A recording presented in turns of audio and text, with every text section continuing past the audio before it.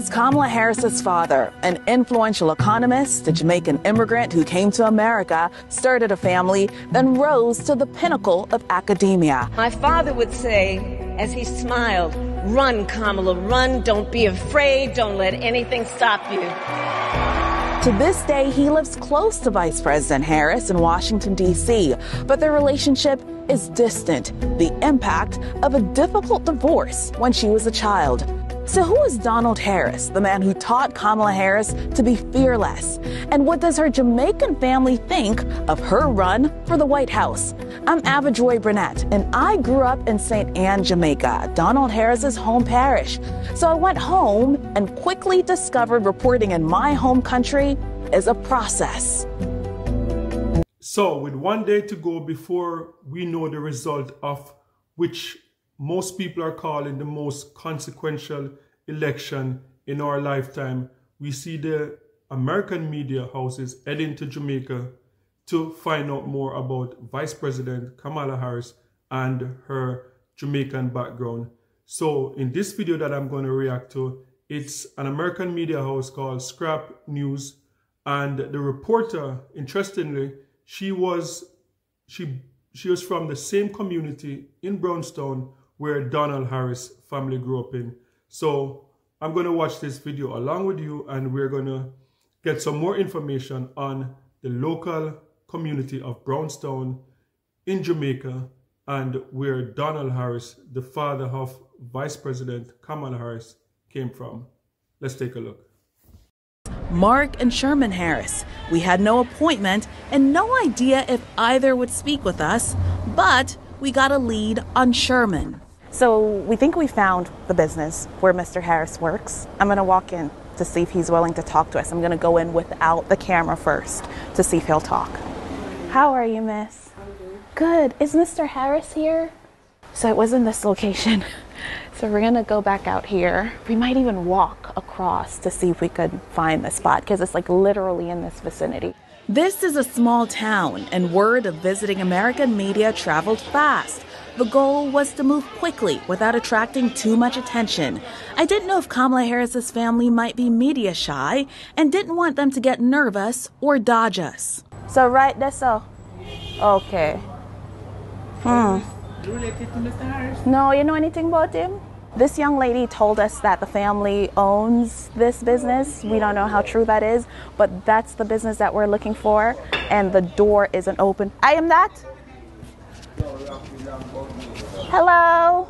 So this truck that's pulling in, this is actually Mr. Harris who's pulling in. I recognized him from the photos, so we're waiting to see if he'd be willing to talk to us. Hi, Mr. Harris. Hey, how you doing? Hi, I'm Ava Joy. Nice to meet you. Let me tell you this. I'm Jamaican. Yes, all right. I heard that. Oh, you hear about me before we come? You can't do that now. Okay, what time you can do it for me? Probably tomorrow. What time tomorrow? Tomorrow. Anytime after 10. Okay, so Mr. Harris says he will speak with us, but he'll talk to us tomorrow after church. So we'll have to come back tomorrow. Making progress. One of the family members agreed to meet us for Sunday services at a church with a rich family history. Brownstone is home to about 7,000 people. My quest for answers and Kamala Harris's connection to this bustling market town is also a personal homecoming. What's your name? Huh? Joya? Joya? My name is Ava Joy. Oh, good to see you, honey. Yes, so sending a Jamaican reporter is a brilliant move, and finding a Jamaican reporter in the United States of America that came from the same community, that is priceless. And one of the things that I've noticed though within Vice President Harris and from 2020 is that for whatever reason, the only family member that have been willing to come up front and talk so far is Sherman Harris. And I don't know why that is, because as if you watch my video, I stated family member that I've been communicating with would love to stay anonymous.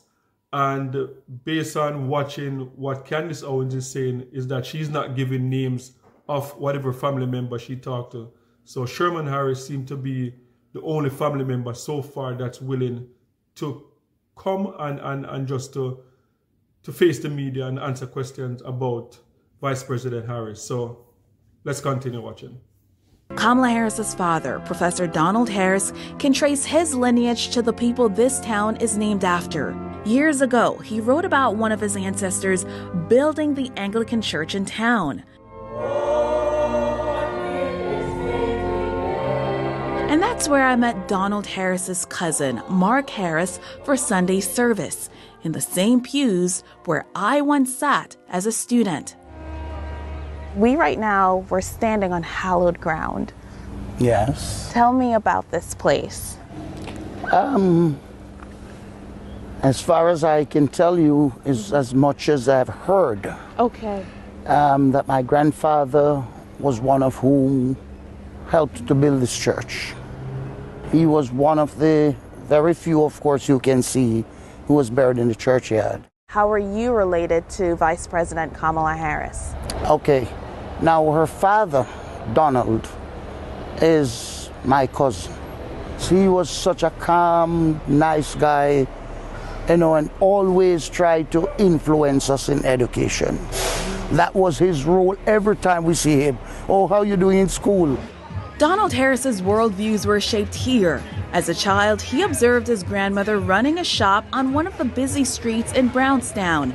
A combination of his academic brilliance and family's influence took him from this world to becoming a professor at Stanford University. But home was never too far away. He wrote about a Jamaican saying, "Member where you come from." Translation, never forget your roots. And it's in that spirit that Professor Donald Harris wrote about frequent visits to Jamaica, with his young daughters Kamala and Maya, exposing them to the country's, quote, richness and complexity. Some adventures included the elder Harris retracing his own childhood steps with the girls through this very graveyard and immersing them in the market culture next door. He would take the girls into the market. Mm-hmm.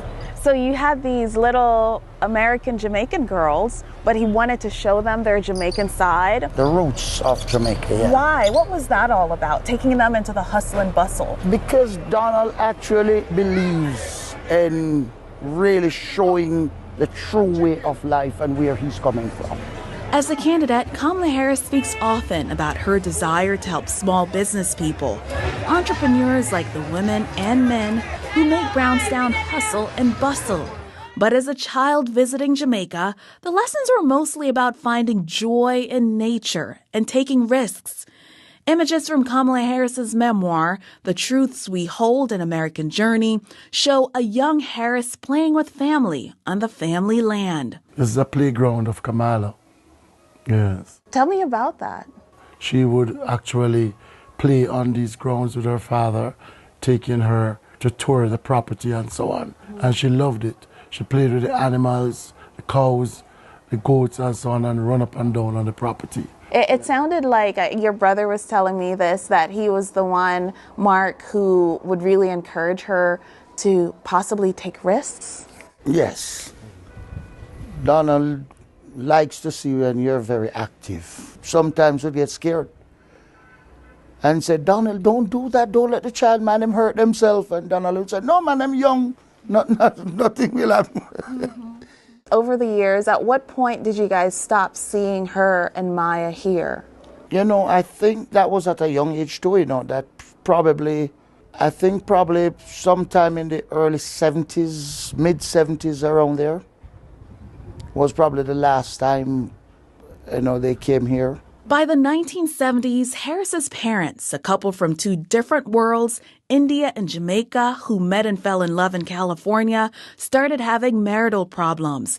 Yes, so far we're seeing typical Jamaican living overseas lifestyle, where even today, like most, or not most, but a lot of Jamaicans who live in the United States, live in Canada or the UK, if they have children that's born outside of Jamaica, it's very normal for them to go back in the summer and to just take their kids to Jamaica and have them there to stay in for like the entire summer.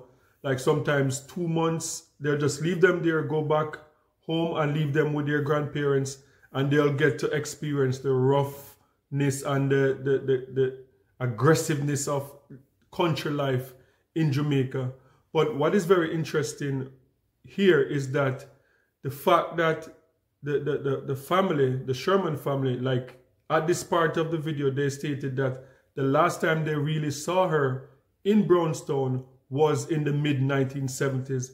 And that line up pretty much with research that I've done in previous videos that I did, that after 1975, when the parents separated in that time period, that they have not really been back to Jamaica or been to Brownstone within that time frame. So that is a very interesting thing. And I believe that in particular, Candace Owens are people who are going to trying to poke holes in her Jamaican, the connection with Jamaica. You know, this here part of the interview could be like a problematic part, because they're going to say that she probably don't have as much connection with Jamaica, because the last time she was there was when she was like about 10 or 12, before her parents separated. And we know that her parents separated when she was, I think, 11 years old. So let's continue watching. Ethnic melting pot. Though the country is more than 90% black, people of European, Middle Eastern, Chinese, and Indian descent call this place home and have collectively shaped the culture here for generations. Kamala Harris's family on her father's side is from Jamaica. So given that ethnic diversity, Donald Trump's comment that Kamala Harris, quote, happened to turn black. She was always of Indian heritage, and she was only promoting Indian heritage. I didn't know she was black until a number of years ago when she happened to turn black, and now she wants to be known as black. So I don't know, is she Indian or is she black? She has always identified as a black woman. She went to a historically black college. Caught the attention of many Jamaicans. So he was the cute one. He was a cute one, and he could cry loud. Including the James family. This is us, the three girls. We generally took pictures together. Their grandparents arrived in Jamaica from India as indentured servants. Appears to be Jamaicans. 3 out of those siblings and 2 of their spouses spoke with me about their ethnic identity. We are proud to be Jamaicans. Proud to be Jamaicans. So we talked about America and why we think Americans have that very sharp distinction among the races. Why is it that you guys think Jamaicans don't have that sharp distinction, even though we really are mixed up here? I think it has to do with our upbringing as well, because from the moment we were born and started growing up, we were mixed up. We played with everybody. Color never played a part. It never came up, and your parents never had that mentality either. So, you know, it just passed on for a generation. I want to ask you guys about this issue where Donald Trump said Kamala Harris turned black. As a family with mixed race people, what do you think of that comment? That's Donald Trump's opinion, all right? Let's leave it at that. But you would classify her as a confluence of both a black and an Indian. Her mom is from India, daddy's from St. Anne, and so she would be a mixed person. And whatever that is, whatever that says, it doesn't take away from her being herself. Yeah, here it is. I also spoke with Paul Lawson, a Jamaican businessman. As soon as they know that you're Jamaican, everybody says, oh, you're a great set of people. He told me his family is black, German, and Scottish, evidence that emerges in family photos. But this is how he identifies himself. I'm a black Jamaican. Kamala Harris Yes. identifies as black. She is of mixed race background. But there are people in the United States, including former President Trump, who question her racial identity. Right. As a Jamaican, what do you think about that? It is rather strange, because if the person himself or herself, and in this case Kamala, identifies herself as black, then who on the outside should dictate to her or tells her that she's not black? Kamala Harris's family members also have opinions on Trump's comments about her race. Sherman and Mark Harris are Kamala Harris's cousins. As children, they spent summers together in Jamaica on the family land. They called Trump's remarks on race unintelligent and nonsense. Somebody can't turn black or somebody can't turn white, you know. So I find it a dumb speech, you know. I think he's short for words now. It's just a political point that he's trying to make to try to see if he could gain back some black votes by saying that she is only saying that she's black to attract black votes. But it's nonsense. Yes, so I think the biggest takeaway for me in this whole debate of if she's black or if she's not black is that how differently Jamaica sees race from America. And, you know, growing up in Jamaica, it's like I didn't even know the term race until I was like an adult, you know, because whether you go to school and the person is like a Chinese or Indian, it's like I never knew the concept of race until, as I said, I was an adult. You just saw everyone as like Jamaican. Like we're just all there and we just mingle and everybody speak patois, so we're just all Jamaican. And then when you get to a certain age, you realize that there's this thing called race. So that is just very interesting how this is playing out, the way how Jamaican see race as opposed to how people in the United States of America sees race.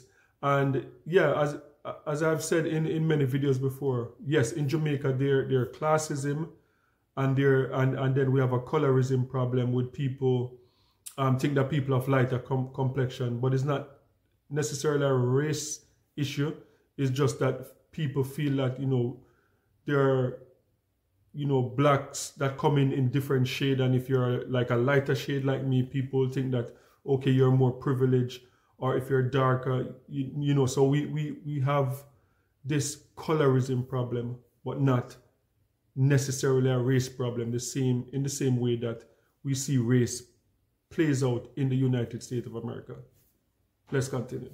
Parish to parish and met people in rural areas with more laid-back lifestyles. We also met Jamaicans who are a part of the drumbeat of the hustle and bustle of bigger cities. Jamaica, the motherland of international icons like Marcus Garvey and Bob Marley, is now celebrating Vice President Kamala Harris. Oh God, a black girl like we, big up, we are she's from our blood. The city is exuding immense pride. As a Jamaican, are you proud of her? I'm very proud of her. I am. 100% I'm very motivated to know that she's from Brownstone, my hometown.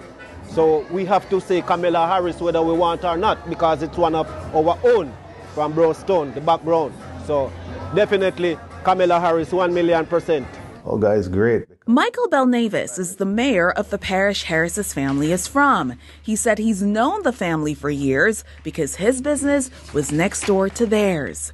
What did you think when you realized that this person who is so high up in American politics is directly tied to Brownstone? Oh boy, it's a great feeling because Brownstone's a small rural town, and but it produces a lot of greatness. Mayor Belnavis now wants to honor Harris with a statue in the center of town. What is your sense of people from Brownstone, their excitement for the vice president? Well, if they could vote for her, they would vote for her because the Harris legacy is deep, and the fact that she's a woman and she's had Jamaican roots, the support is there because of, just fundamentally. Our assignment to trace Kamala Harris's roots to the small market town, Marcus Garvey, yeah man, national hero, brought me back to Jamaica, where I was born, and down memory lane to places like my high school, where I spent some of my formative years. But it also highlighted a country that's basking in the achievement of someone they call their own, a woman who could be the next president of the United States. That pride also comes from one of Harris's family members who's kept his silence till now. Let me just say, a little island like Jamaica has a citizen of this country or background on this little island to become the most powerful woman in the world. I mean, who would not be proud about that? Okay, guys, so I think I'm going to leave it right here. But before I leave, I just have to say, I think this is wild. You know, as you saw in that clip, the mayor of Brownstone talking about the possibility of putting up a statue of Vice President Harris in Brownstone, which I think is wild, because the fact that Donald Harris is pretty much a stalwart from that community and there's no statue there of him, that is wild to me. And the fact that he's the recipient of the Order of Merit of Jamaica, he's one of Jamaica's most decorated economists. So I think a statue of Donald Harris should be there before, but that's just my opinion.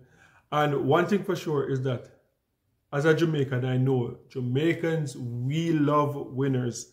And I don't know what's going to be the result tomorrow, but if Vice President Harris wins tomorrow, then Jamaica is going to be celebrating, you know, whether or not we know the policies or whether or not we are knowledgeable about what is going on in America. We just want to know that a Jamaica is on top, a Jamaican is on top, and we are celebrating. But in the same breath, like if she loses the election, it's like what they call 7-day news. The Jamaicans will just forget that she exists. That's how Jamaicans are. It's like winners or nothing, first place or nothing.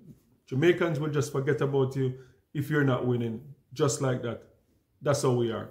So guys, don't forget to like, share, and subscribe for more amazing content. And remember, peace. I'm out.